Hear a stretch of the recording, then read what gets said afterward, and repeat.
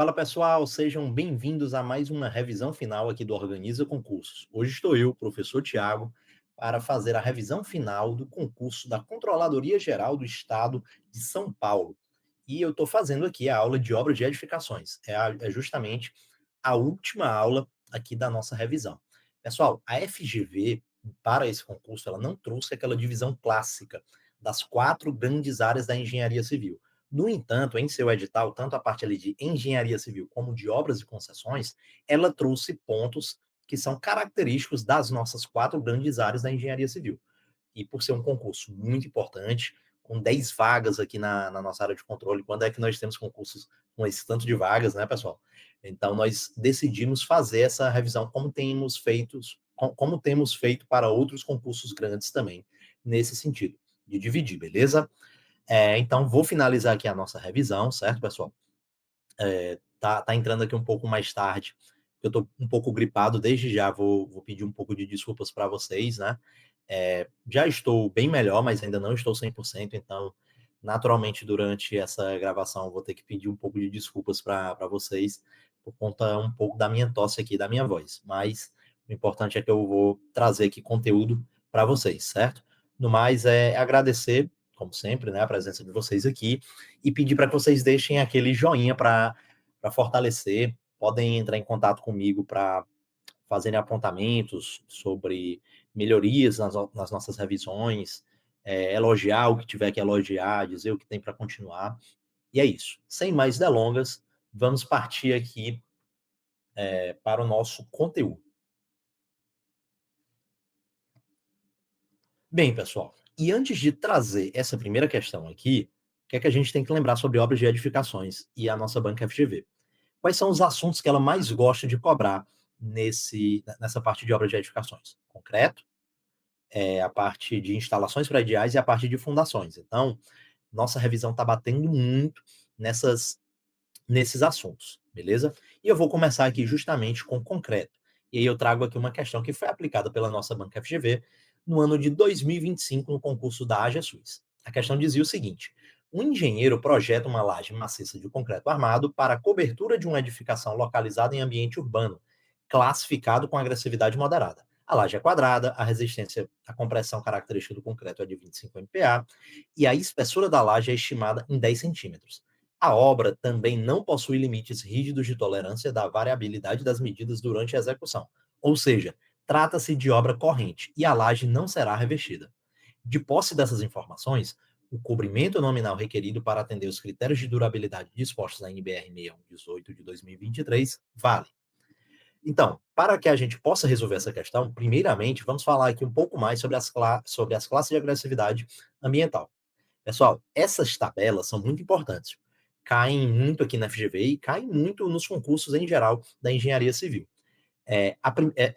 Lembrando que essas tabelas, elas estão presentes tanto na nossa norma-mãe, que é a norma que foi expressa aqui na nossa questão, que é a NBR 6118, fala de projeto de concreto, certo? No entanto, essas tabelas também são encontradas na nossa NBR 12655, que trata ali sobre tecnologia do concreto, beleza? Independentemente disso, o conteúdo é o mesmo. Então, vamos focar aqui no conteúdo dessas tabelas. A primeira tabela faz ali uma associação entre as classes de agressividade, as suas respectivas agressividades, o ambiente de cada uma delas e o risco de deteriorização da estrutura. Então, o que é que você tem que saber? Classe 1, ela tem uma agressividade fraca e um risco insignificante. A classe 2, uma agressividade moderada e um risco pequeno. A classe 3, uma agressividade forte e um risco grande. E a classe 4, uma agressividade muito forte e um risco elevado. Então, vejam vocês que nós temos 4 classes e quando eu vou subindo, né, de 1 para 2, 2 para 3, de 3 para 4, eu estou aumentando a minha agressividade e aumentando o risco aqui da estrutura, beleza? E por que eu comecei falando isso para vocês? O mais comum é nós fazermos a associação da classe de agressividade com o tipo de ambiente. É o que costuma cair nas questões. Inclusive, aqui na nossa questão, nós temos o tipo de ambiente. Tem ali o tipo de ambiente e a partir dele você vai saber qual é a classe de agressividade ambiental. Beleza. Mas o que chamou minha atenção aqui nessa questão? Para além do ambiente, ele citou a agressividade. Então, não vou dar muita ideia aqui para o examinador, mas pode acontecer, né? Então a gente tem que estar preparado para tudo. pode ter algum momento que um examinador, para deixar a questão mais difícil, ele vai simplesmente colocar a agressividade sem colocar o ambiente. Então, por isso que você tem que saber fazer essa associação também da classe com a sua respectiva agressividade e também com o risco. Que aí vai que o examinador não coloca lá o ambiente. É por isso que vai ser anulada? Não, porque se ele colocar outra informação, você vai conseguir desprender qual é a classe. No entanto, não é o mais habitual, certo? Na nossa questão não vai acontecer isso porque ele falou tanto a agressividade quanto o ambiente, mas fica aí essa dica para vocês, beleza? Voltando aqui a falar do ambiente agora. Classe de agressividade 1, ela está presente em quais ambientes? Rural e submerso. A classe 2 é o que tem um ambiente único, que é o urbano. A classe 3, um ambiente marinho e industrial. Ambiente industrial esse que também está presente na classe 4, juntamente com os respingos de maré. Belezinha? Vamos agora, pessoal, para a segunda tabela. E a segunda tabela já faz ali uma associação entre a classe de agressividade com dois parâmetros. Primeiro parâmetro, relação água-cimento. Segundo parâmetro, a classe de concreto, né, que está ligado ali com a nossa resistência também do concreto, certo? Outra coisa que é interessante nessa tabela, ela traz ali concreto armado e concreto protendido. Muito cuidado. Geralmente as questões cobram sobre concreto armado, mas às vezes traz um texto tão grande e aí cita ali concreto protendido e você deixa passar. E aí você já está habituado com, digamos, a contagem do concreto armado, que é quem comanda aqui, e aí pode acabar perdendo a questão por conta disso. Muito cuidado, certo? Tem até como a gente fazer algumas associações aqui entre o concreto armado e o concreto protendido, como eu vou falar para vocês. Primeiramente, vamos falar aqui desse parâmetro relação água-cimento. O que é que a gente tem que saber, pessoal? O que é desejável? É desejável que a nossa relação água-cimento seja menor. Por quê? Porque quanto menor a nossa relação água-cimento, maior é a resistência do nosso concreto. Tranquilo? Então, é por isso que quanto maior o risco que eu tenho, quanto maior a classe de agressividade, menor deve ser a minha relação água-cimento. E aí, o que é que eu vou trazer para cada uma das classes de agressividades? Eu vou trazer a relação água-cimento dita máxima. Então, para que vocês possam entender aqui, eu tenho que ter, no máximo, uma relação de água-cimento de 0,65 para a classe de agressividade 1. Isso no caso do concreto armado. E aí, se você for comparar a mesma classe para o concreto protendido, você vai diminuir esse valor em 0,05. Então, 0,65 para o concreto armado, 0,60 para o concreto protendido. Isso no máximo, lembrando. Para a classe de agressividade 2, você vai diminuir também 0,05, mesma lógica. Então, vamos aqui com o concreto armado. De 0,65 vai para 0,60. Para a classe 3, de 0,60 vai para 0,55. E aí, o concreto protendido também está sempre diminuindo de 0,05. Então, 0,60, 0,55 e 0,50. Qual é o cuidado que você deve ter com a classe de agressividade 4? No caso do concreto armado, ele vai vai ter uma diminuição maior. Vai ser agora de 0,10. Então, de 0,55 na classe 3, o máximo vai passar a ser 0,45. Já no concreto protendido, aquela diminuição clássica de 0,05 permanece. O que é que isso significa? Que lá na última classe, na classe 4, eles vão chegar com o número máximo 0,45. Então lá o concreto armado empatou com o concreto protendido, beleza? É uma forma de você relembrar. Então eles começam com valores diferentes, com a diferença de 0,05. Todos eles vão caindo 0,05, mas no último, do 3 para o 4, eu caio 0,10, no caso do concreto armado, de tal forma que eu empato ali com o concreto protendido, beleza? Isso é uma forma de gravar, tem gente que gosta de decorar ali os números extremos e por aí vai, tranquilo? Já na classe de concreto, pessoal, que está relacionado ali com a resistência, né? Quando eu falo que o meu concreto armado na classe 1 ele tem que ser de no mínimo, agora não mais no máximo, porque é preferível que eu tenha uma resistência maior, correto? Ele tem que ser de no mínimo um concreto C20. E o que é um concreto de C20? É nada mais, nada menos do que aquele concreto armado que possui um FCK, que é a resistência característica à compressão de 20 MPa, beleza? Então, fique ligado nisso. Tranquilo? Aí nós vamos aumentar sempre de 5 em 5, 20, 25 para o caso do 2, 30 para o caso do 3. E aí vai seguir a mesma lógica, eu vou aumentar 10 lá na classe 4. Então vai ser 20, 25, 30, 40. E aí o protendido ele começa já com 25, que é 5 a mais do que o concreto armado. E aí ele vai de 25 para 30 para 35 e ele mantém esse 5, ou seja, lá no final o concreto armado empata também com o concreto protendido. Lembrando, né, pessoal, que como são valores mínimos aqui na classe de concreto, eu estou aumentando 5. No caso da relação água-cimento, como são valores máximos, eu estava diminuindo. Então, eu estava diminuindo 0,05, com exceção do último que eu diminui 0,10. E aqui, como eu estou aumentando os valores, eu estou aumentando os valores mínimos, eu estou indo de 5 em 5, e no último eu estou indo de 10, no caso do concreto armado. Beleza? Então, esses valores são importantes para esse tipo de questão aqui. Por fim, outra tabela que é super importante é a tabela da correspondência ali entre a classe de agressividade ambiental e o cobrimento nominal. E aí aqui, para além da questão de ser concreto armado e concreto protendido, você tem que se ligar também no componente. É uma laje? Aí é a primeira linha. É viga ou pilar? É outra, é outra linha ali. É um elemento estrutural com contato com o solo? É uma outra linha. Então vamos lá. Cobrimento nominal aqui, ele é dado em milímetros, certo? E aí o que é que você tem que saber é o seguinte: começa com a laje. O valor mínimo é 20. Então, se você ver algum valor de 15, já vai estar errado. Parta já desse pressuposto. O valor mínimo é 20. E ele vai aumentar de 5 em 5. Lembrando que a gente está falando em milímetros. Cuidado para não confundir, porque às vezes a questão vem ali em centímetros, certo? E aí, naturalmente, você vai dividir por 10. 20 milímetros são 2 centímetros. Beleza. No caso de laje, tenho que ter, no mínimo, 20 centímetros de cobrimento para a classe de agressividade ambiental 1. Na classe 2, eu aumento para 25. Então, aquele aumento de 5 em 5, né? Só que o que é que você tem que ter cuidado para essa tabela? Da classe 2 para a classe 3, eu já vou aumentar 10. Então, do 25 eu vou para o 35.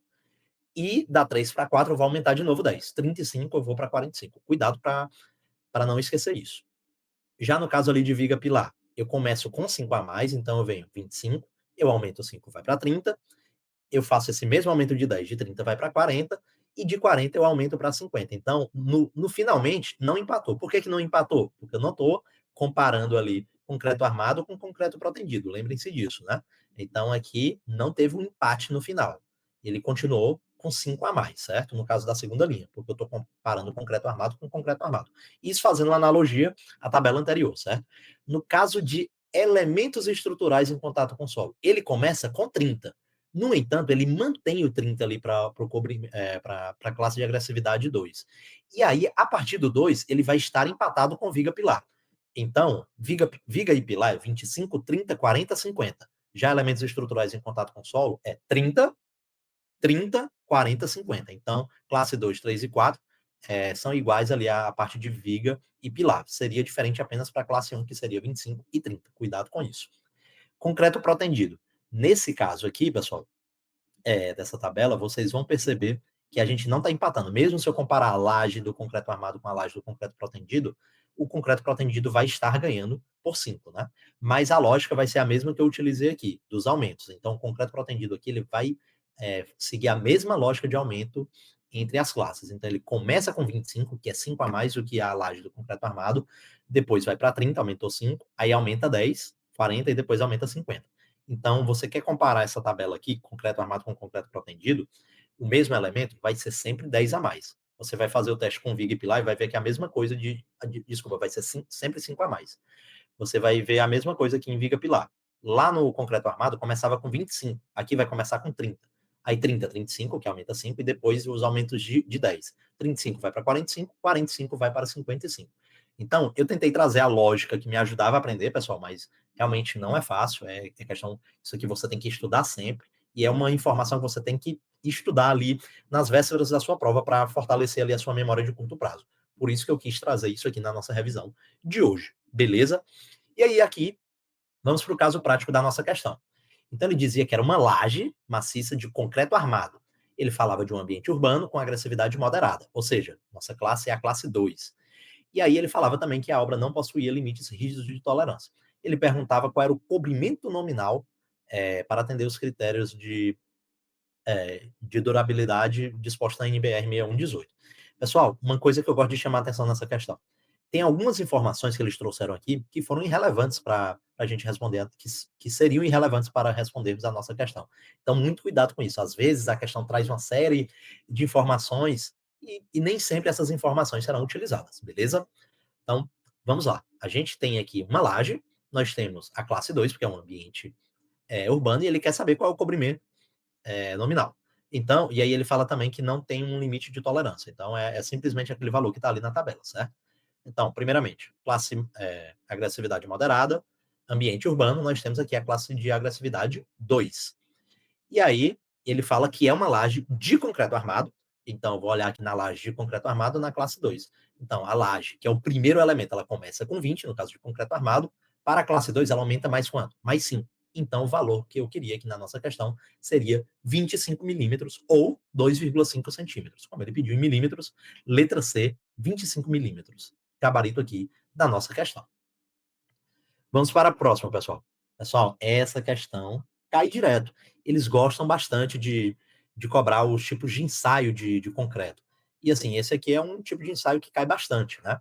Então, o que é que essa questão da Nistrans, questão bem recente aqui da nossa banca FGV, do ano de 2025, cobrou? O controle tecnológico do concreto é fundamental para garantir a qualidade e a segurança das estruturas construídas com esse material. Na imagem a seguir, apresenta-se um ensaio realizado com concreto ainda fresco. Esse teste tem por objetivo principal avaliar. Ora, pessoal, esse aqui é o nosso ensaio de tronco, né? E qual é o objetivo dele? É justamente avaliar a consistência do concreto. É dito ensaio de consistência do concreto. Então, isso aqui está mais do que batido. É o gabarito da letra A. Mas eu vou trazer aqui algumas informações para vocês, certo? A nossa NBR 16889, do ano de 2020, fala sobre concreto e, mais especificamente, a determinação da consistência pelo abatimento do tronco do cone. O que é que a gente tem que saber? Esse é o famoso slump test, né? Que é o ensaio de consistência pelo abatimento do tronco do cone. Na execução desse teste, devemos umedecer o molde e a placa da base, e em seguida eu coloco ali o molde sobre a placa da base, que deve ser colocada sobre uma superfície rígida, plana, horizontal e livre de vibrações. Durante o preenchimento do molde com o concreto do ensaio, o operador deve se posicionar com os pés sobre as suas aletas de forma a mantê-lo estável. Ele deve encher rapidamente o molde com o concreto coletado conforme em 3 camadas, grave isso aqui, já caiu em prova, cada um com aproximadamente um terço da altura do molde compactado, ou seja, proporcional. Para cada camada preenchida, deve haver a compactação de 25 golpes de haste de socamento. Isso aqui é uma informação que cai bastante também. Lembrando que 25 golpes é para cada camada. Outra coisa importante. E deve se distribuir uniformemente os golpes sobre a seção em cada camada. Além disso, a operação completa, desde o início do preenchimento do molde com concreto até a sua retirada, deve ser realizada sem interrupções e completar-se em um intervalo de 150 segundos. Beleza? Ou seja, 2 minutos e meio, né? 2 minutos e 30 segundos. Tranquilo? A duração total do ensaio deve ser de no máximo 10 minutos, desde a coleta da amostra até o desmolte, que é o final do ensaio. Então, cuidado com esses dois tempos, certo? Então, operação completa, né, que é o quê? Desde o início do preenchimento do molde até a sua retirada, é sem interrupção e tem que ser em 2 minutos e meio, 150 segundos. E a duração total do ensaio deve ser de, no máximo, 10 minutos. E aí eu estou considerando desde a coleta da amostra até o desmolde, que é o final do ensaio. Tranquilo? Portanto, o gabarito aqui da nossa questão, né, o principal objetivo desse controle tecnológico aqui, desse tipo de ensaio, que é o slump test, abatimento do tronco de cone, é justamente avaliar a consistência do nosso concreto, pessoal. Portanto, gabarito, letra A. Vamos para a próxima questão.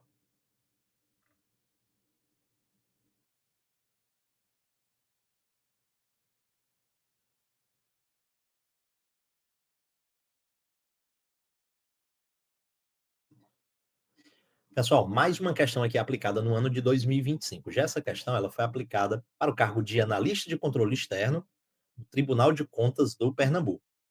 O que é que a questão falava? Uma escola pública municipal está em fase de construção, com estrutura em concreto armado.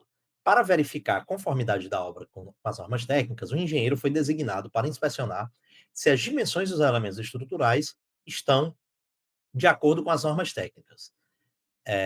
Desculpa, se as dimensões dos elementos estruturais estão de acordo com os valores mínimos estabelecidos em NBR 6118 de 2023. Durante a vistoria, o engenheiro observou a execução de lajes maciças em balanço em algumas salas localizadas no segundo pavimento da edificação.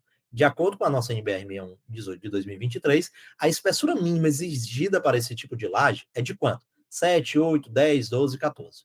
Então, o que é que a gente teria que saber primeiro? Esses valores aí de 7, 8, 10, 12, 14, eles existem. Então, a primeira coisa que você deve saber, pessoal, se tivesse aqui um número 5 ou um número, digamos, 13, que Não tem, você já descartaria. Você tem que saber pelo menos esses números, porque aí se vem um número que não existe lá na norma, já é uma alternativa que você vai eliminar, perfeito? Então, onde é que está essa informação? Lá na nossa NBR 6118 de 2023, que aí nós já temos a versão corrigida do ano de 2024, está lá na seção de lajes, né, que é a seção 13.2.4. E aí essa seção se subdivide em subseções. Nós temos aqui a subseção das lajes maciças, que é o caso da nossa questão. Né? No caso de lajes maciças, devem ser respeitados os seguintes limites mínimos para a espessura. 7 começa com 7. Então, o menor mínimo é de 7. Não vai ter ele de 6 ou de 5 para lajes maciças. 7 centímetros para cobertura não em balanço. E 8 centímetros para piso também não em balanço. E aí, como é que eu lembro disso? 8 piso. E aí, vejam vocês que essas duas falam em não em balanço. E quando for em balanço? 10 centímetros. O que é que você tem que lembrar? 10 centímetros laje em balanço.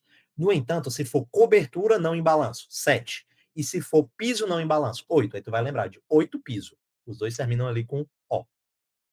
Outra coisa também, que é para você partir desse parâmetro do LES com 10 centímetros por laje de balanço. 10 centímetros também vai ser aplicável para aquelas lajes que suportem veículos de peso total menor ou igual a 30 quilonewtons. Mas se esse peso for maior do que 30, lembrando, se for igual a 30, 10 centímetros. Mas se for maior do que 30 quilonewtons, aí esse 10 centímetros já passa a ser de 12. 15 centímetros para lajes com proteção apoiadas em vigas, 16 para lajes lisas e 14 para lajes cogumelo fora do capitel. Outra coisa que a gente tem que se atentar, pessoal, a depender de uma questão, um caso concreto um pouco diferente. Aqui nós estamos falando de espessura mínima. Aí se ele falar assim, eu posso ter 11 centímetros para uma laje em balanço, aí tu vai lembrar, ué, mas laje em balanço é 10, mas é no mínimo 10, então pode 11? Pode. Imagina uma questão que dissesse assim, qual dessas espessuras eu posso para uma laje em balanço. Aí ele coloca lá 6, 7, 8, 9 e 11. Aí tu vai pensar, ué, cadê o 10? Não tá errado, então essa questão tem que anular. Não, o 11 pode ser, porque é no mínimo 10. Então, cuidado também, pessoal, com a interpretação da questão, do caso concreto da questão, beleza? Aqui ela foi mais literal, falou o mínimo, beleza, e o mínimo é 10. Antes de passar ali para a nossa resposta, eu vou falar da outra seção, que também cai bastante, que é a seção de lajes nervuradas. E aí, o que é que você tem que saber? A espessura da mesa, quando não existirem tubulações horizontais, deve ser maior ou igual a 1/15 da distância entre a face das nervuras. E, ou seja, tem que ser isso e também não menor do que 4 centímetros. Pode ser 3 centímetros? Não, tem que ser no mínimo 4. Então, se essa, digamos, se essa divisão ali de um 15 avos da distância entre as faces for menor do que 4, não adianta. O mínimo vai ser 4, beleza?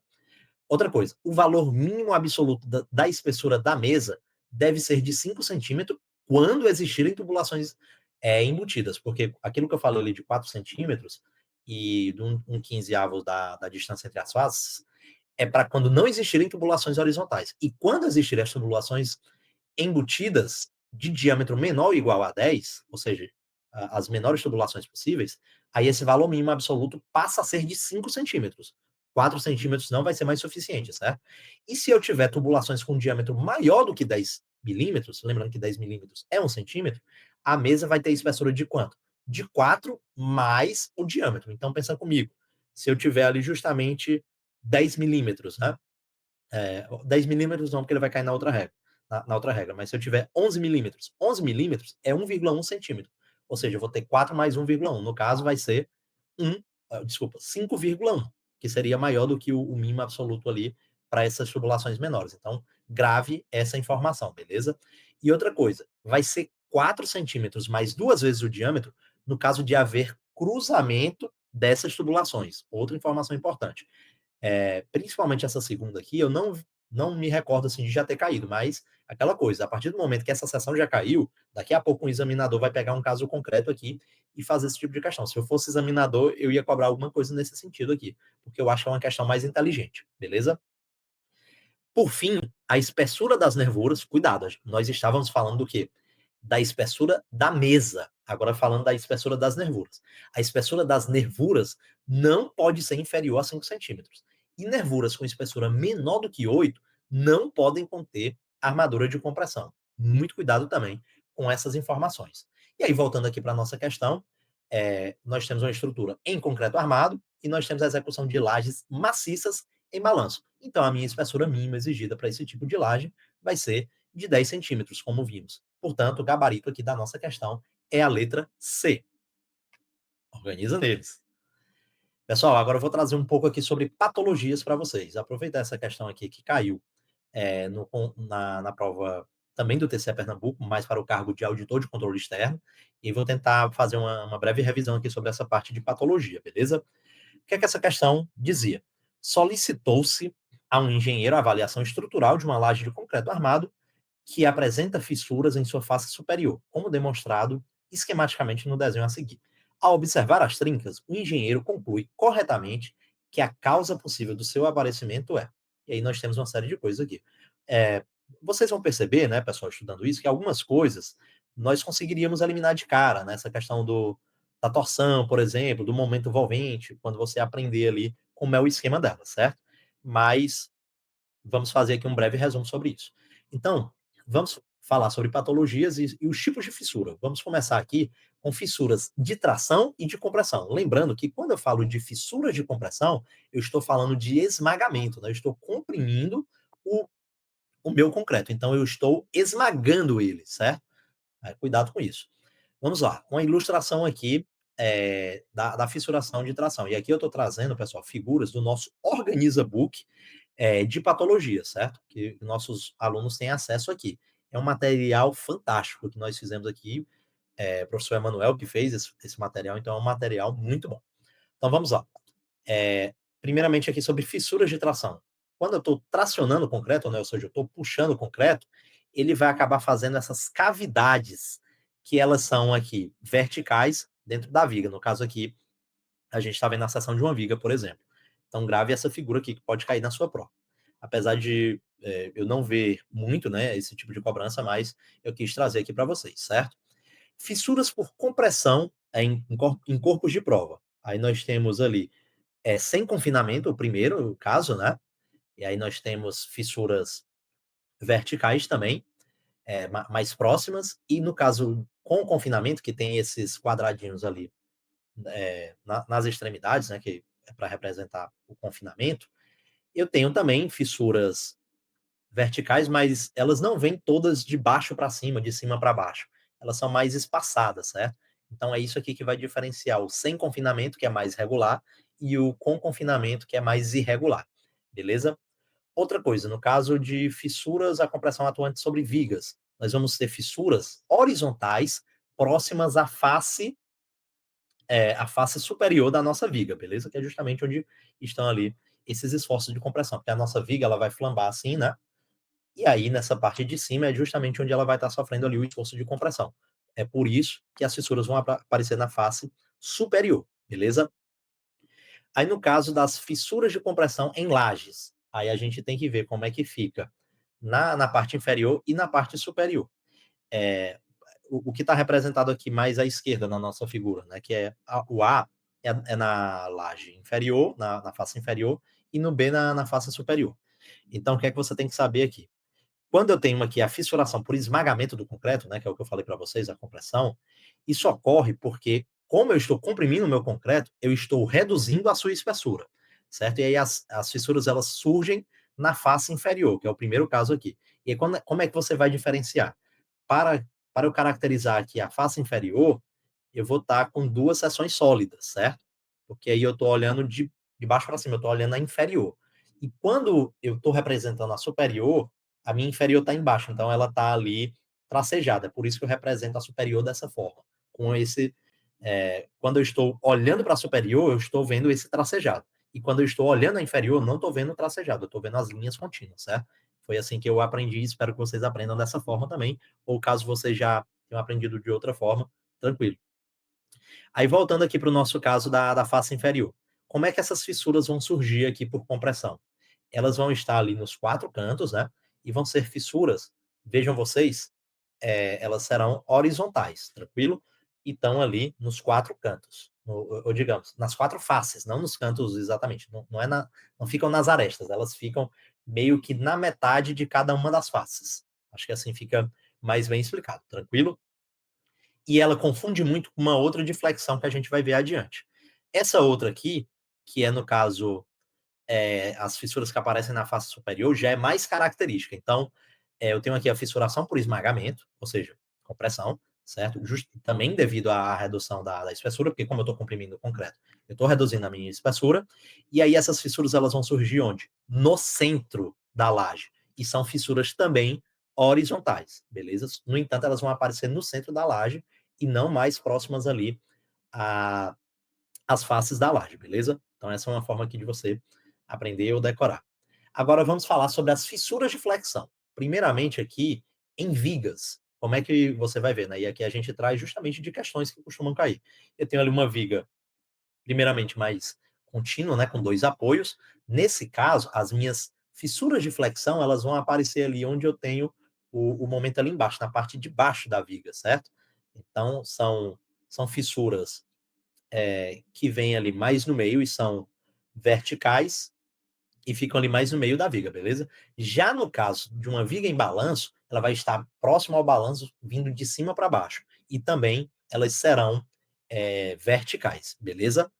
No caso das lajes, aí eu tenho que ter muito cuidado para não confundir com as fissuras que a gente acabou de ver de compressão. O que é que vai ocorrer? Quando eu tenho uma fissura por flexão, ela ocorre devido à insuficiência da armadura para os momentos, né? E aí, no caso de insuficiência de armadura para os momentos positivos, essas fissuras vão surgir na face inferior. Lembrando, como é que eu represento ali a face inferior que eu estou olhando? As linhas são contínuas, beleza? Aí ela fica no meio e indo para as bordas, certo? Já no caso da fissuração de flexão, que também ocorre, né? Quando a flexão é devido à insuficiência de armadura para os momentos, só que nesse caso aqui, insuficiência para momentos negativos, elas vão surgir na face superior. Então eu vou ter aquele tracejado, né? Aquela linha tracejada. E aí ela é bem parecida com o que eu tinha ali na face inferior das fissuras de compressão. Então, muito cuidado com isso. É uma troca aqui, né? Eu já vou fazer essa comparação. E aí, como é que essas fissuras aparecem? Aparecem de maneira horizontal, mais ou menos ali na metade de cada uma das quatro faces da nossa laje, beleza? Muito cuidado com isso. Ficou confuso, né? Pois então, vamos fazer esse comparativo, pessoal. Aqui mais à esquerda nós temos as fissuras de compressão e mais à direita nós temos as fissuras de flexão. Então vejam vocês quais são as parecidas. É a minha primeira figura e a minha quarta figura, né? A minha primeira figura é uma fissuração por compressão, que é esmagamento, e aí ela aparece onde? Ela aparece na face inferior, certo? Que é uma deficiência diante dos momentos negativos. Já no caso da flexão, ela também aparece por conta da insuficiência de momentos negativos, mas aí elas surgem na face superior. Então, o que é que você tem que saber de cara quando aparece esse tipo de fissura? Que ela está ali mais ou menos na metade das minhas faces das lajes. Você já vai saber que é por conta da insuficiência de armadura negativa. Ponto. E aí o que é que você vai ter que saber diferenciar é se é na face inferior ou na face superior. Se for na face inferior, é uma fissura de compressão. Se for na face superior, é a fissura de flexão. Cuidado com isso, beleza? E aí a gente traz até esse quadro lá no nosso Organiza Book também, dizendo para ter essa atenção, né? Perceba que as fissuras de compressão de flexão em laje são muito parecidas, em especial as que aparecem próximas aos apoios. Uma forma de diferenciá-las é memorizar que as fissuras de compressão próximas aos apoios aparecem na face inferior das lajes e as de flexão na face superior, aquilo que eu acabei de falar. Em análise estatística das questões, percebe-se que as fissuras de flexão de laje são as que mais se repetem, ou seja, essas mais à direita, tranquilo? Em especial a flexão positiva da laje. Por isso, tenha em mente as características desse tipo de fissura, beleza? Vamos lá, pessoal. Então, tentei fazer aqui uma jogada para melhorar para vocês, porque a gente, além de saber também o tipo de fissura, tem que saber o que é que causa ela. Então, fissuras de compressão. Compressão, eu estou esmagando o concreto. Então, esmagamento. Eu estou reduzindo a espessura da laje. No caso da flexão, é insuficiência de armadura. Aí, compressão. Fissuras na face inferior. Eu coloquei em vermelho para você associar com a compressão. Vermelho, compressão. Face inferior é lá que eu vou ter os momentos negativos. Na face inferior, no caso da compressão. Já na flexão, aí eu deixei em azul, eu vou ter os momentos negativos eu vou ter a ausência do momento da armadura negativa na face superior. Então, flexão, ausência da armadura negativa na face superior, e compressão, ausência da armadura negativa na face inferior, beleza? E já no caso da compressão, face superior é a ausência de momento de armadura positiva, e no caso da flexão, os momentos, a ausência de armadura positiva é na face inferior. Cuidado com isso. Voltando aqui para outros tipos de fissuras.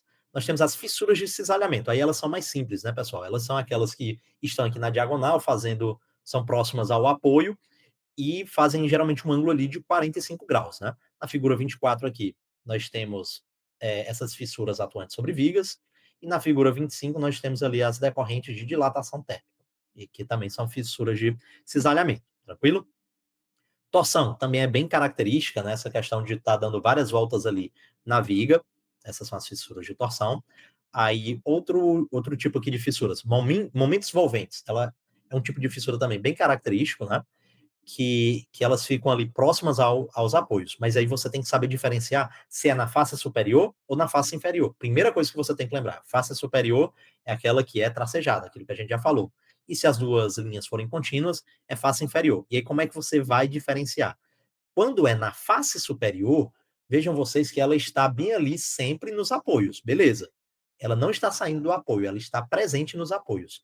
Já no caso da face inferior da laje, ela está nos apoios, mas ela está saindo do apoio para o centro. Grave isso, beleza? Nós temos aqui também as fissuras de esforço concentrado e de punção.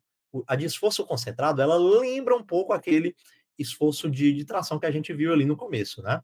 Deixa eu só mostrar para vocês aqui novamente para que a gente possa lembrar. Esse aqui é da figura 15, né? A fissura de tração. Mas qual é a diferença? Ele está ali dentro da viga, só que é uma fissura vertical, certo? Já aqui na nossa. Só passando aqui, já aqui no caso do esforço concentrado, ele também fica, entre aspas, ali dentro da cavidade da viga. No entanto, é uma fissura horizontal. Cuidado com isso, ele pode aproveitar que elas são parecidas e fazer uma pegadinha com vocês, certo? E por fim, nós temos aqui as fissuras por punção, que essa aqui deixa tipo uma marca ali, um círculo na laje, beleza? Tranquilo. Agora vamos para o caso prático da nossa questão, né, pessoal? Então, vejam vocês que ele está falando que é uma laje de concreto armado que apresenta fissuras em sua face superior. Ele está deixando claro que é a fissura na face superior. E as nossas trincas aqui, né, pessoal, vocês vão ver que elas estão ali próximas às faces ali. Então, é justamente aquilo que você vai pensar: opa, aqui deve ser de flexão ou vai ser de compressão. Beleza. E aí você vai ter que saber, então, se é a questão da falta de armadura positiva, falta de armadura negativa, né? E aí o que é que a gente tem que lembrar aqui, pessoal? No caso de flexão, insuficiência de armadura. E no caso de compressão, esmagamento, redução da espessura da laje. No caso aqui da flexão, na face superior, eu tenho uma deficiência dos momentos negativos. E a gente acabou de ver, né, pessoal, ali, que é a questão justamente de falta de armadura. Então, como está na face superior, é justamente quem? A flexão, que é a deficiência ali da armadura negativa. Então, eu tenho uma ausência de armadura negativa na minha face superior, por isso que é uma fissura de compressão. Portanto, o gabarito aqui da nossa questão é a falta de armadura negativa na laje. Então, nós temos aqui fissuras de flexão. Portanto, gabarito, letra C. Agora vamos falar um pouco de fundações, pessoal. Que aqui nós temos aqui sobre fundações. A FGV gosta muito de cobrar tipo de fundação, a sua definição. Lembrando, pessoal, toda norma que você estuda, para FGV, para Sebrasp, FCC, enfim, qualquer banco, é muito importante que você estude, geralmente a seção 3, que é a seção de terminologia e definições daquela lei, certo? Então, aqui ele está pedindo a definição de sapata corrida, sapata alavancada e sapata associada. O que é que você tem que saber de cara? Que está ali na nossa NBR 6122 de 2022, que fala de projeto e execução de fundações. Você tem que saber diferenciar uma sapata associada de uma sapata corrida.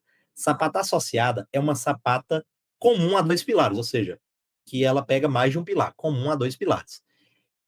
Essa denominação também se aplica a uma sapata comum a mais do que 2 pilares, quando não alinhados, e desde que representem pelo menos 70% da carga das cargas da estrutura.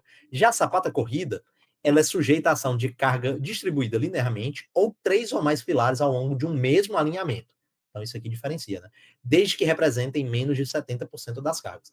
Porque essas duas sapatas, apesar da diferença entre elas, tem uma coisa em comum, que elas falam de representar menos de 70% das cargas da estrutura.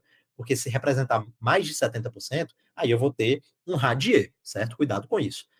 Considerando que não é um radier que representa menos de 70%, aí eu vou ver a diferença para ver se é uma sapata associada ou sapata corrida. Tenta lembrar uma associação que eu sempre faço, uma corrida, eu estou correndo no mesmo alinhamento, na mesma toada.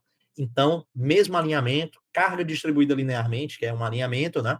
Você vai lembrar de sapata corrida. Já sapata comum a 2 pilares, ou seja, passou de um pilar associado, eu estou associando mais de um pilar. Só que aí o que é que você tem que lembrar? Se forem mais do que 2 pilares, porque naturalmente 2 pilares sempre vão estar no mesmo alinhamento, mas se forem mais do que 2 pilares, eles não estarão alinhados. Então, sapata associada, não alinhados. Sapata corrida, alinhados. Beleza. Então, fazendo aqui a associação das nossas palavras, né? Sapata corrida é a sapata que está sujeita a uma carga distribuída linearmente. Beleza? Eu coloquei aqui em vermelho. Então, corrida, carga distribuída linearmente. Associada, sapata é comum a mais de um pilar. Beleza? Aqui ele trouxe uma definição mais simples, mas que bate com aquilo que a gente viu. E a sapata alavancada? Ela é justamente é, aqui o centro de gravidade da sapata não coincide com o do pilar. Beleza? Então, como é que ficou aqui a nossa sequência? 2, 3, 1. Portanto, o gabarito aqui da nossa questão é a letra C. Vamos para a próxima questão. Mais uma questão de fundações. E agora é sobre tipos de estaca. O que é que eu quis trazer com essa questão, pessoal? Muitas vezes a banca ela traz a definição. E aí a definição você já estudou, como eu falei ali quando você faz o estudo da norma na seção 3 e tudo, e aí acaba lhe ajudando. Porém, a FGV ela gosta de trazer o esquema da execução daquele tipo de estaca ou daquele tipo de fundação. Então, é importante que vocês vejam isso. Essa questão aqui caiu na prova de analista de controle do Tribunal de Contas do Estado do Pernambuco. Então, ele traz aqui como foi feita aquela estaca. E aí, o que é que você teria que saber aqui? Você vai ver, né? Aqui tem uma bucha. Aí você já teria que lembrar qual é a estaca que tem a bucha, qual é a estaca que tem aquilo. Então, vamos ver um pouco sobre isso. O que é que a gente tem na nossa NBR? A definição em si. E aí é importante eu trazer essas definições, porque pode cair a definição em si. Né? Então você tem que saber quais são as principais características. A estaca Frank, pessoal, é estaca moldada em loco, primeira característica dela que você tem que saber. Ela é executada por cravação, por meio de sucessivos golpes de um pilão, de um tubo de ponta fechada, por uma bucha seca constituída de pedra e areia. Ela é previamente firmada na extremidade inferior do tubo por atrito, e essa estaca possui a base alargada e é integralmente armada. Já a estaca raiz é uma estaca armada e preenchida com argamassa de cimento e areia. Vejam vocês que não é concreto, é argamassa de cimento e areia. Moldada em loco, executada por perfuração rotativa ou rotopercussiva, revestida integralmente no trecho em solo por um conjunto de tubos metálicos recuperáveis. Estaca Strauss é uma estaca executada por perfuração do solo com uma sonda ou piteira e revestimento total com camisa metálica, realizando gradativamente o lançamento e apiloamento do concreto, com retirada simultânea do revestimento. Então, pessoal, a nossa questão ali é uma estaca Frank, né? Como nós vimos que tem a bucha seca ali embaixo, e a estaca raiz está aqui o exemplo para vocês, né? Vou destacar aqui a segunda parte da figura, que você consegue ver esses tubos que são recuperáveis, certo? Então, assim que essas duas figuras que eu trouxe, a primeira figura que é da nossa questão, né, que a FGV trouxe, e a segunda questão aqui já caiu em uma outra questão da FGV, e ela perguntava justamente qual era o tipo de estaca, e era a estaca raiz. Então, quis trazer esses dois tipos de esquema para que vocês possam lembrar, caso não caia a definição e simplesmente o esquema. Beleza? Portanto, o gabarito aqui da nossa questão é a letra B, estaca Frank. Vamos agora para uma questão de estruturas de madeira, pessoal. Uma questão que tem caído demais desde o ano passado. Aqui eles variaram um pouco, porque eles cobraram a outra fórmula. Finalmente, aquilo que a gente sempre fala, né, pessoal? Quando a banca ela traz um tipo de questão que cai ali de alguma sessão, só que às vezes aquela sessão ela traz informações a mais. Então, você tem que aproveitar aquela questão para estudar aquele conteúdo E às vezes aquele conteúdo ele traz mais informações que ainda não foram cobrados por aquela banca, ou mesmo já foram cobrados por outra, né? E aí você tem que pensar, pessoal, no seu estudo por meio de questão, é, como é que o examinador pode cobrar aquilo? Eu dei o exemplo aqui, no caso ali de lajes nervuradas, como é que ele pode cobrar uma questão futuramente. E esse tipo de questão aqui, ele cobrava resistência, mas ele não cobrava aqui o nosso módulo de elasticidade. Então, são duas fórmulas bem parecidas e finalmente o examinador cobrou essa outra fórmula, beleza? Então vamos lá, essa questão caiu no concurso da NIT Trans, né, no ano de 2025 e dizia o seguinte: de acordo com a NBR 7190 de 2022, na caracterização usual das propriedades de rigidez de um dado lote de material, os resultados de ensaios realizados com diferentes teores de umidade de madeira, contidos no intervalo entre 10% e 25%, devem ser apresentados com os valores corrigidos para a umidade padrão de 12%. Isso é uma coisa que você tem que lembrar, né? Qual é a umidade padrão aqui? 12%. Assim, em um lote que se determinou com o módulo de elasticidade de madeira é de 1.200 MPa, considerando umidade de 20%, o módulo de elasticidade a 12% de umidade vale. E aí, o que é que a gente tem que saber? NBR 7190, parte 1, do ano de 2022, que fala sobre projeto de estrutura de madeira, critérios de dimensionamento. Lá na seção 5.5 de umidade, ele traz uma tabela que é para você fazer essa correção ali da umidade de equilíbrio. Eu tenho 4 classes de umidade. E aí, o que é que você tem que saber? A umidade relativa do ambiente, quando ela é abaixo de 65%, eu estou na classe 1. E aí, isso significa dizer que a minha umidade de equilíbrio da madeira, então eu estou associando a umidade do ambiente com a umidade de equilíbrio máxima da madeira, vai ser de 12%, que é a clássica aqui que a gente tem, que é a classe 1, certo?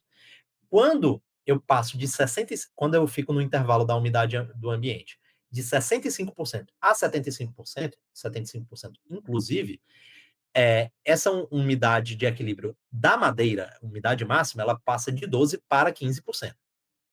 Na classe 3, a minha faixa ali da umidade relativa do ambiente vai estar entre 75, exclusive, eu estou excluindo 75%, né? Até 85, inclusive, incluindo 85%. Nesse caso, a umidade de equilíbrio máxima da madeira vai passar a ser de 18%. Ó, eu estou aumentando ali de 3 em 3%, né? No entanto, quando eu chego na minha última classe, né, classe 4, que é quando eu tenho a umidade relativa do ambiente maior do que 85% durante longos períodos, aí eu já vou para uma umidade de equilíbrio máxima de madeira de 25%. Beleza? Então, grave aqui esse valor. E no caso aqui do 25%, é maior ou igual a 25%, beleza? Tranquilo. E aí o que é que o item 5.6.1 fala? Fala da condição padrão de referência. E aí ele fala, né, na caracterização usual das propriedades de resistência e de rigidez de um dado lote de material, os resultados de ensaios realizados com diferentes teores de madeira, contidos no intervalo entre 10 e 25, devem ser apresentados com os valores corrigidos para a umidade padrão de 12%, que é a classe 1. A gente acabou de ver ali na tabela, né? De acordo com as seguintes expressões. Aí nós temos a expressão da resistência e da rigidez. Rigidez, que está ligada aqui ao módulo de elasticidade, certo?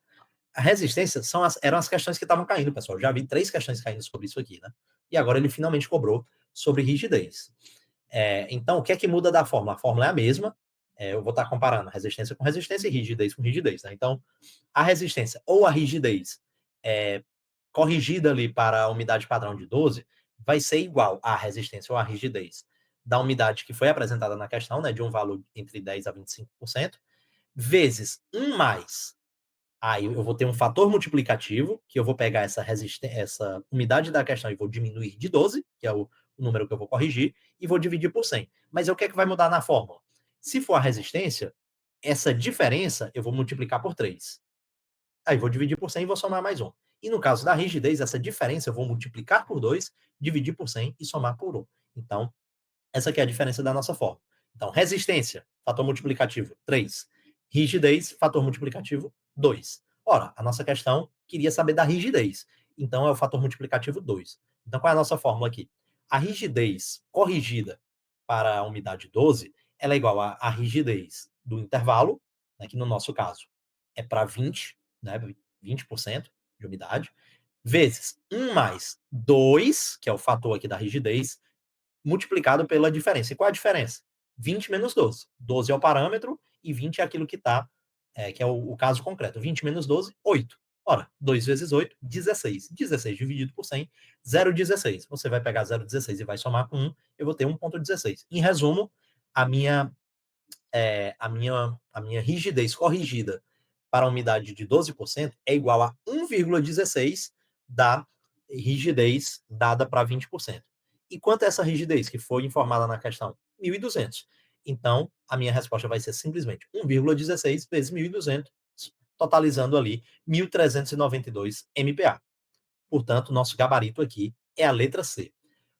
Uma coisa que eu gostaria de trazer também de observação, pessoal. Eu já vi uma questão que era um pouco menos direta. Ao invés dele dar aqui o valor do E20 aqui, por exemplo, ele dava o valor do E12 e pedia o do E20.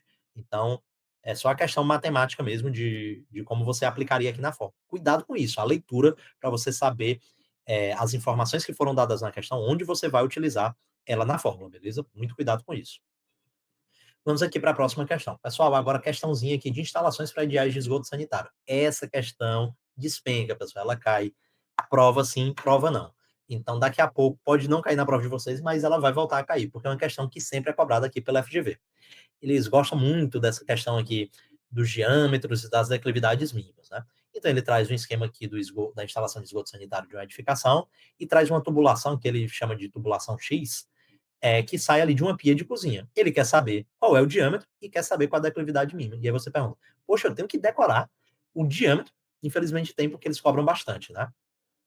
Então, assim, não era necessário para essa questão, mas eu quis trazer também aqui a simbologia, né, do nosso sistema predial de esgoto sanitário. Então, gravem aqui essa parte da simbologia, que pode cair também na prova de vocês. Mas, para o que interessa nessa questão, é a tabela 3 ali, né, que é uma tabela que fala ali do aparelho sanitário, tem os números de unidade Hunter de contribuição, que já caiu na FGV recentemente também, mas o que mais costuma cair mesmo é o diâmetro nominal mínimo, beleza? Que são esses aqui. O que eu gosto de destacar, que é o que mais cai nas provas, bacia sanitária. Bacia sanitária, o diâmetro mínimo é de 100 milímetros, ponto. No entanto, você tem que ter cuidado com a observação que está ali embaixo, né? Que o diâmetro nominal DN mínimo para o ramal de descarga ou bacia sanitária, ele pode ser reduzido de 100 para 75 milímetros, caso justificado pelo cálculo de dimensionamento efetuado pelo método hidráulico. O que é que o examinador costuma fazer? Ele fala, desconsiderando o dimensionamento do método hidráulico. Aí ali ele deixa claro para você que é 100. Mas daqui a pouco, pessoal, vai ter uma hora que esse examinador, não é possível que ele não mude essa questão. Que ele traga assim, considerando o dimensionamento efetuado pelo método hidráulico. Eu tenho certeza que uma hora ele vai cobrar assim. Se o examinador da FGV estiver me ouvindo, pelo amor de Deus, meu amigo, já está na hora de você cobrar isso. Aí sim você vai poder responder com 75 milímetros, beleza? Certo. Mas no caso da nossa questão, nós tínhamos o que ali? Nós tínhamos uma pia de cozinha residencial. E aí o que é que você teria que saber aqui, não teria para onde correr, que a pia de cozinha residencial, ela é 50. E para você não confundir, ó, você veria também que a pia de cozinha industrial também é 50, mesmo para preparação ou para lavagem de panelas, né? O que é que você teria que ter cuidado? O chuveiro, por exemplo, é 40.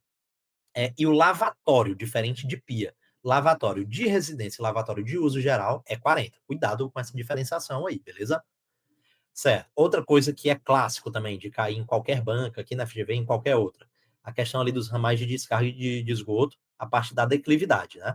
Então, o que é que você tem que lembrar?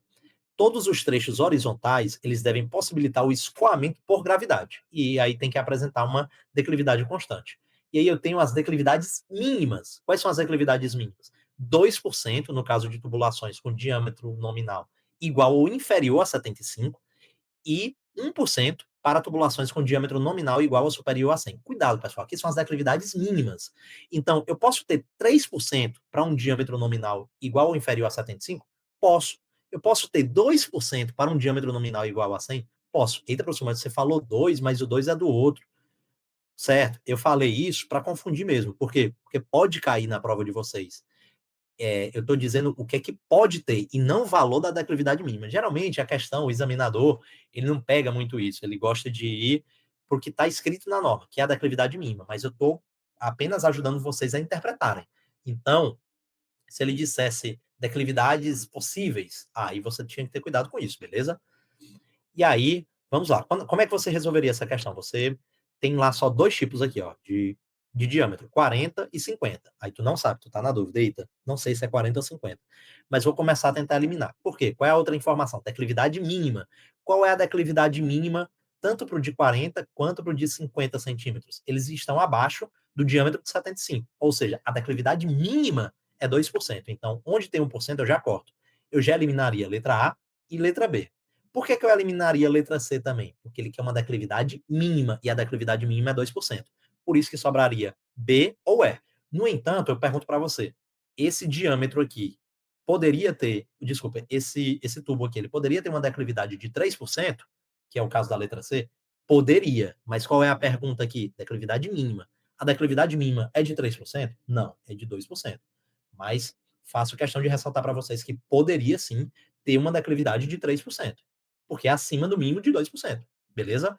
Só que a questão pediu aqui a declividade mínima. Tranquilo. E aí aqui não ia ter para onde correr. Você ficaria na dúvida de letra B e letra E. E como nós vimos, né, o gabarito aqui dessa questão é letra E, porque para a pia de cozinha, o nosso diâmetro mínimo é de 50 milímetros. Portanto, gabarito dessa questão aqui, letra E. Vamos agora, pessoal, para outra, pra uma questão do concurso de auditor de controle externo do TCE Pernambuco. Agora a gente vai falar sobre instalações prediais de água fria. Pessoal, uma questão bem interessante, né, que eu já vi cair uma vez na FCC, que é a questão ali do dimensionamento da tubulação. Ele dá a peça sanitária, as vazão e o peso relativo. Então, pessoal, isso aqui é uma fórmula que nós tínhamos na NBR antiga, a 5626. Salvo engano, nós não temos nessa nova norma, tenho quase certeza que nós não temos, mas assim, caiu aqui na questão e assim, se cair novamente, vocês vão usar a fórmula. Eu sinceramente não vejo problema com uma parte de dimensionamento que a nova norma, ela não trouxe, digamos, uma fórmula nova. Então, não tem problema eu utilizar essa fórmula aqui, beleza? Então, eu fiz questão de colocar ali em vermelho para ressaltar que essa fórmula ela está presente na norma antiga, né? NBR 5626 de 98, instalação predial de água fria. Lembrando que a norma mais atualizada, que é de 2020, ela já incluiu água quente também. Então, já é uma norma que fala de água fria e de água quente. Esse dimensionamento, ele está ali no anexo A dessa norma, dessa versão mais antiga, né? Aí ele fala ali das estimativas de vazões e começa a falar sobre as unidades de carga, que são os pesos relativos. O que é que ele fala? Os pesos relativos são estabelecidos empiricamente em função da vazão de projeto. E aí a quantidade de cada tipo de peça de utilização alimentada pela tubulação que está sendo dimensionada, ela é multiplicada pelos correspondentes pesos relativos e a soma dos valores obtidos nas multiplicações de todos os tipos de peças de utilização constitui a somatória total dos pesos. Então, o que é importante aqui? Você somar esses pesos de cada peça. E aí você vai usar a equação apresentada a seguir, né, que é onde esse somatório dos pesos ele vai ser convertido na demanda simultânea total. Então, esse peso está relacionado a essa demanda, né, de como você está utilizando simultaneamente ali o grupo de peças considerado. Né. Aí é expressa uma estimativa de vazão a ser utilizada no dimensionamento da tubulação. Esse método é válido para instalações destinadas ao uso normal de água e dotadas de aparelhos sanitários e peças de utilização usuais. Não se aplica quando o uso é intensivo, como é o caso de cinemas, escolas, quartéis, estádios e outros, onde torna-se necessário estabelecer, para cada caso particular, o padrão de uso e os valores máximos de demanda. Então, sem mais delongas, qual é a nossa fórmula aqui? O valor da vazão é igual a 0,3, grave esse parâmetro, 0,3 vezes a raiz quadrada do somatório dos pesos, certo? O que aqui? É a vazão estimada na seção considerada em litros por segundo, então você tem que saber já isso. Esse valor aqui já vai ser dado em litros por segundo. E o somatório de P é a soma dos pesos relativos de todas as peças de utilização alimentadas pela tubulação considerada. Então, aqui no caso da nossa questão, né, pessoal? Nós temos a caixa de descarga, o chuveiro e o lavatório. Quais são os pesos? 0,30, 0,40 e 0,30. Então, a primeira coisa que eu vou fazer é somar aqui os pesos, né? Então, eu vou colocar aqui 0,3 mais 0,4 mais 0,3. Isso aqui vai totalizar 1. Raiz quadrada de 1 é 1. E isso eu vou multiplicar pelo meu fator, que é 0,3. Então, o valor aqui vai dar 0,3 litros por segundo. Portanto, se você soubesse aqui, a fórmula seria bem simples, né? O gabarito da questão aqui é a letra B. E essa aqui, pessoal, era a última questão que eu queria trazer para vocês na revisão. Então, desde já agradecer, né, a quem está assistindo aqui essa revisão. Espero que tenha gostado. Uma revisão que foi feita aqui meio de maneira complicada, né, por conta da minha gripe, mas espero que eu tenha passado um bom conteúdo para vocês e espero encontrá-los nos próximos vídeos e nas próximas revisões. Como a gente gosta de falar aqui, organiza neles. E agora, eh, eu vou fazer também agora a revisão final secreta para os nossos alunos, né, ela é exclusiva para os nossos alunos. Então você que quer, eh, depois ter acesso a esse tipo de revisão também, entre aqui para o Organiza. No mais, pessoal, uma boa prova para todos vocês e organiza neles. Até a próxima.